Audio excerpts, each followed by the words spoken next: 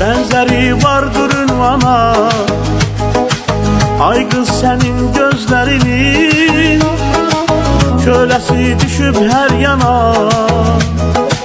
Ay kız senin gözlerinin sevda dolu bakışı var, gönüllere akışı var, sevinç keder yağışı var.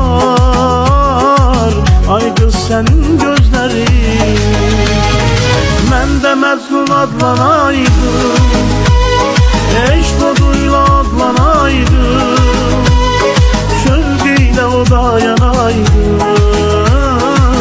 Ay qız sənin gözlərin, mən də Məcnun adlanaydım, eşq oduyla adlanaydım, şövqüyle o da yanaydım. Ay qız sənin gözlərin.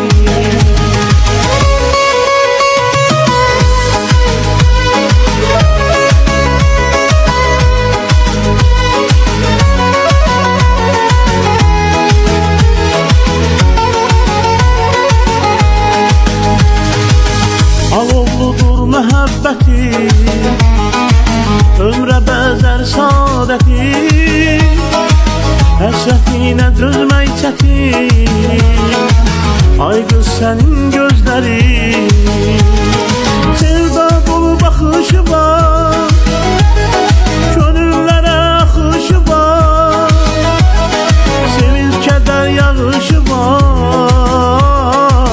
Ay qız sənin gözlərin, mən də Məcnun adlanaydım, eşq oduyla adlanaydım, şövqüyle o da yanaydım. Ay qız sənin gözlərin, mən də Məcnun adlanaydım, eşq oduyla adlanaydım.